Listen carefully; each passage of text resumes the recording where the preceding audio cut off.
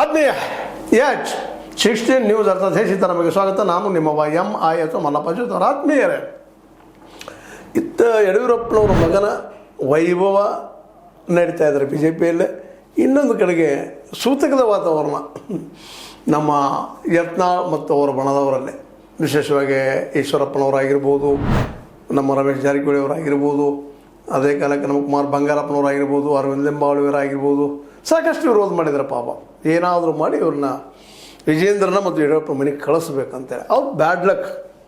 2023 ಚುನಾವಣೆ ಏನಾಗಿಬಿಡ್ತು, ಯಡಿಯೂರಪ್ಪನ ಶಕ್ತಿಯನ್ನು ಹೈಕಮಾಂಡಿಗೆ ಮನವರಿಕೆ ಮಾಡಿಬಿಡ್ತದೆ.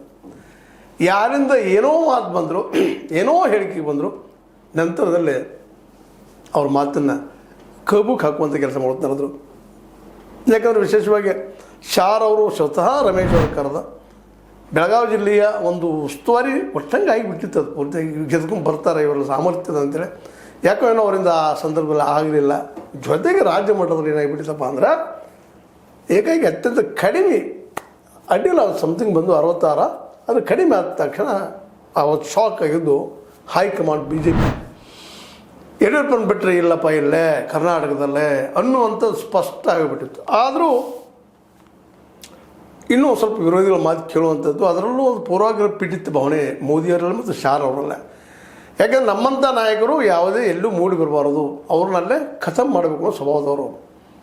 ಆ ದಿಶೆಯಲ್ಲಿ ನಿಮ್ಗೆ ಗೊತ್ತದ, ಶಿವರಾಜ್ ಸಿಂಗ್ ಚೌಹಾಣ್ರು ಮಧ್ಯಪ್ರದೇಶದಲ್ಲಿ ಅವ್ರನ್ನ ಮಣ್ಣು ಕೊಟ್ಟರು. ಅವ್ರ ವಿರೋಧಗಳು ಯಾರಿದ್ರು ಪಟ್ಟಿಯಲ್ಲಿ ಎಲ್ಲರೂ ನಡ್ರಿ ಮನೆಗೆ ಅಂತ ಹೇಳಿದರು.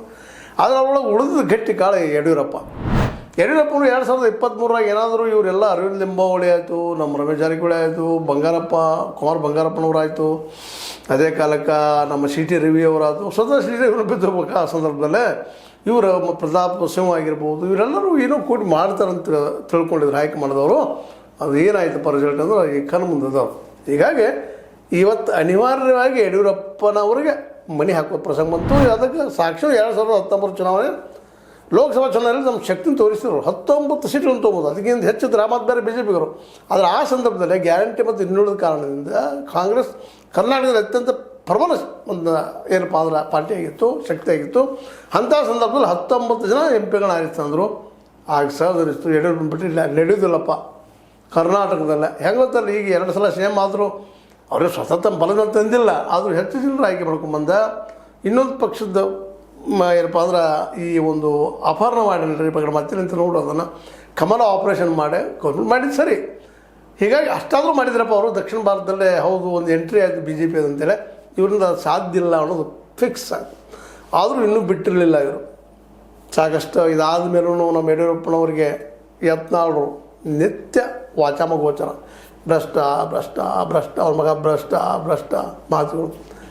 ಇವತ್ತು ಸುದ್ದಿಗಳು ಬರ್ತಾ ಇದ್ದಾವೆ, ನಮ್ಮ ಯತ್ನಾಳರು JCB ಬಿಟ್ಟರು ಏನೋ ಅಂತ.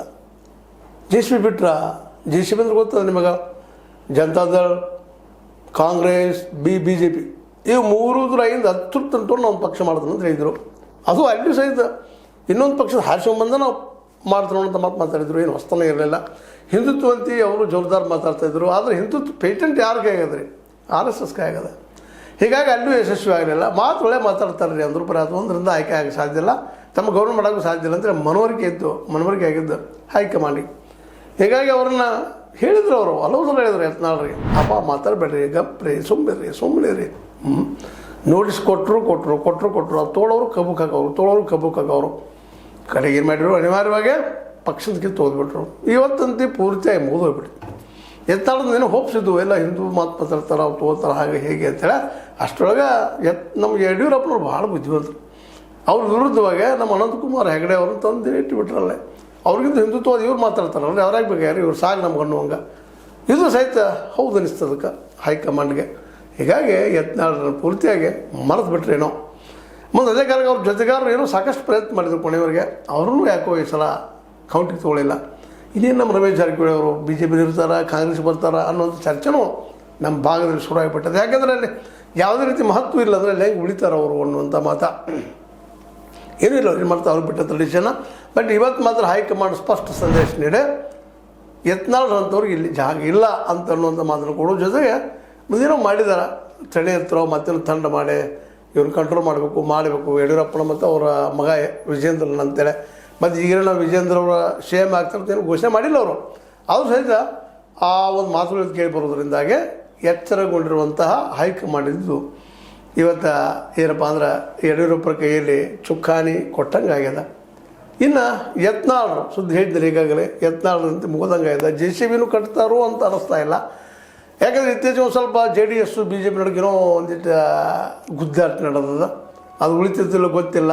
2022 ದೋಸ್ತಿ ಈ ನಡುವೆ ಇದ್ದ ಒಂದು ಸಂದರ್ಭದಲ್ಲೇ ನಮ್ಮ ಯತ್ನಾಳರು ಬಸವಗೌಡ ಪಾಟೀಲ್ ಯತ್ನಾಳರು HDK ಅವ್ರಿಗೆ ಕುಮಾರಸ್ವಾಮಿ ಭೇಟಿಯಾಗಿದ್ದಾರೆ, ಮಾತಾಡಿದ್ದಾರೆ ಅಂತೇಳಿ ಸುದ್ದಿ ಕೇಳಿ ಬರ್ತಾ ಇದ್ದಾವೆ. ಅಂದ್ರೆ ವೈರಿ ಮಾತ್ರ ಇವತ್ತು ಸರಿ ಇಲ್ಲ ನಿಖಿಲ್ಗೆ ಮತ್ತು ನಮ್ಮ ವಿಜೇಂದ್ರ ಅವ್ರಿಗೆ. ಅದಕ್ಕಾಗಿ ಅಲ್ಲಿ ಹೋಗಿ ನಾವು ಇದನ್ನು ವಿರೋಧ ಮಾಡ್ಬೋದು, ಇವನ್ BJP ವಿರೋಧ ಮಾಡ್ಬೋದು ಅನಿವಾರ್ಯ ಬಂದ್ರೆ ಅಂತೇಳಿ. ಇಲ್ಲಿವರೆಗೆ ಅಂತೇನೋ ಪ್ಲೀಸ್ ಮಾಡಿ ನೋಡಿದ್ರೆ ಯತ್ನಾಳ್ ಎಲ್ಲಿ ಹೋದಲ್ಲೆಲ್ಲ ಮೋದಿನ ಹೊಗಳೋದು, ಯಡಿಯೂರಪ್ಪನ ತೆಗಳೋದು, ಶಾರ್ನ ಹೊಗಳೋದು, ಯಡಿಯೂರಪ್ಪನ ತೆಗಳೋದು, ಅವ್ರ ಮಗನ ತೆಗಳೋದು ಮಾಡ್ತಾಯಿದ್ರು. ಅದಕ್ಕೆ ಈಗಂತೂ ಮುಗಿದು ಹೋಗಿಬಿಟ್ಟಿದೆ ಚಾಪ್ಟರ್ BJPದು. ಅದಕ್ಕೆ ಇವತ್ತು JDS ಜೋಡಿ ಕುಳಿಸ್ಕೊಳ್ಳೋಂಥ ಆ ಪಾರ್ಟಿಗೆ ಹೋಗುವಂಥ ಏನೋ ಪ್ರಯತ್ನ ಮಾಡ್ತಾ ಇದ್ದಾರೇನೋ ಅನ್ನುವಂಥದ್ದು. JCB ಕಟ್ಟೋದ್ರ ಸುಲಭದ ಕೆಲಸ ಅಲ್ಲ.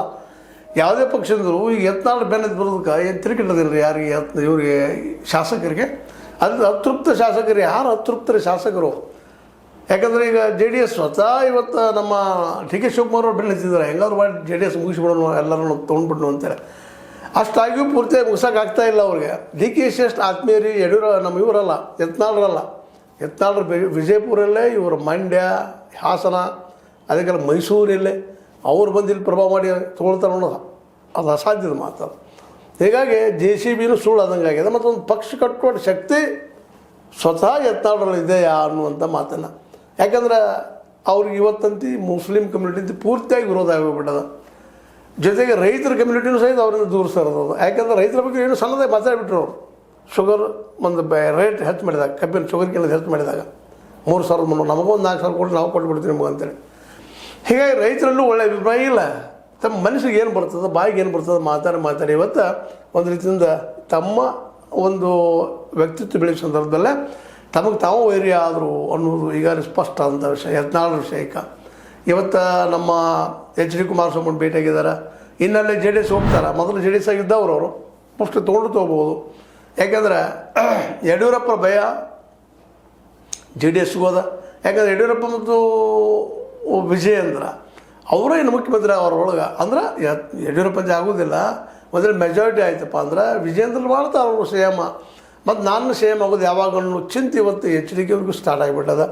ಹೀಗಾಗಿ ಅವ್ರು ಸ್ವತಂತ್ರವಾಗಿ ನಿಲ್ಲುವಂಥ ಪ್ರಯತ್ನ ಮಾಡ್ಬೋದು. ದೇವೇಗೌಡರು ಈಗ ಹೇಳಿದಂಗೆ ಹಾಗೇನು ಆತಪ್ಪ ಅಂದ್ರೆ ಯತ್ನಾಳಿಗೆ ಒಂದಿಷ್ಟು JDSಗೂ ಆದ್ರೆ ಈ BJPನ ಜೊತೆಗೆ ನಮ್ಮ ಯಡಿಯೂರಪ್ಪರನ್ನು ಟೀಕೆ ಮಾಡೋ ಅವಕಾಶ ಹೆಚ್ಚು ಸಿಗ್ತಾವೆ, ಮಾತಾಡೋದು ಹೆಚ್ಚು ಸಿಗ್ತದೆ, ಮತ್ತೊಂದು ಪ್ಲಾಟ್ಫಾರ್ಮ್ ಆಗ್ತದೆ.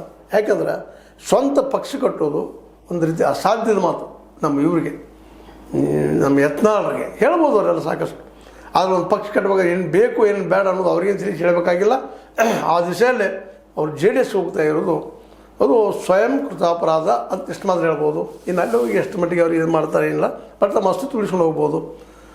ಮತ್ತು ಮುಂದಿನ ಎಲೆಕ್ಷನ್ದಲ್ಲಿ ಶಾಸಕ ಸ್ಥಾನ ಸಹಿತ ಉಳಿದು ಭಾಳ ಕಷ್ಟದ ಯತ್ನಾಳರು ಅಂತೇಳಿ ಈಗಾಗಲೇ ಅಲ್ಲಿಯ ಜನಸಾಮಾನ್ಯರು ಮಾತಾಡ್ತಾ ಇದ್ದಾರೆ. ಯಾಕಂದರೆ ಜನರ ಪರವಾಗಿ ಅಂತ ಹೇಳ್ಕೊಳ್ಳುವಂಥ ಮಾತುಗಳಿಲ್ಲ ಅವರು ಅನ್ನೋಂಥ ಮಾತು ಅವರೆಲ್ಲ ಹೇಳ್ಬೋದು. ನಾನು ಬಿಜಾಪುರದಲ್ಲಿ ಅಷ್ಟು ಮಾಡಿದ್ದೀನಿ, ಈ ಕೆಲಸ ಮಾಡಿದ್ದೀನಿ, ರೋಡ್ಗಳು ಮಾಡಿದ್ದೀನಿ, ಮತ್ತೇನೋ ಮಾಡೀನಿ ಅಂತೇಳಿ. ಅವ್ರು ಎಷ್ಟು ಮಟ್ಟಿಗೆ ಯಶಸ್ವಿ ಆಗ್ತಾವೆ. ಅದೇ ಕಾಲಕ್ಕೆ ಒಂದು ವಿಂಗನ್ನು ಪೂರ್ತಿಯಾಗಿ ವಿರೋಧಿಗಳು ಮಾಡ್ಕೊಂಡಿದ್ದಾರೆ. ಅವರೆಲ್ಲರೂ ಇವ್ರು ಕೆಡವಲೇಬೇಕಾದ್ರೆ ಅನ್ನೋಂಥ ಒಂದು ನಿರ್ಧಾರಕ್ಕೆ ಬಂದಿದ್ದರಿಂದಾಗೆ.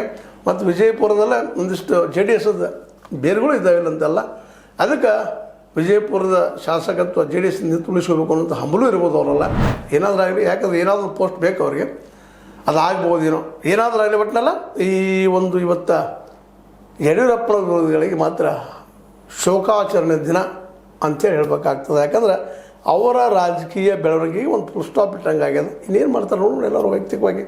ಅಂತೂ ಇಂತೂ ಆ ಟೀಮ್ ಒಡೆದಂಗೆ ಆಯಿತು, ಬದುಕಿ ಸೇರಿಸಂಗೆ ಆಯಿತು ಅಂತ ಹೇಳ್ತಾ ಮುಂದೇನು ಯತ್ನಾಳ ಮತ್ತು ಅವರ ಗ್ಯಾಂಗದ್ದು ಅಥವಾ ಅವರ ಸಂಗಡಿಗರದ್ದು ಅನ್ನೋದು ಇವತ್ತಿನ ಪ್ರಶ್ನೆ. ಇದು ನೀವು ಲೈಕ್ ಆಗಿರ್ಬೋದು. ಲೈಕ್ ಮಾಡಿ, ಶೇರ್ ಮಾಡಿ, ಕಮೆಂಟ್ ಮಾಡಿ, ಜೊತೆ ಸಬ್ಸ್ಕ್ರೈಬ್ ನ್ಯೂಸ್ ಅಂತ. ಹೇ ಸಿದ್ದರಾಮಯ್ಯ ಸತ್ಯದ ಕೈಗಂಗಡಿ ವಂದನೆಗಳು.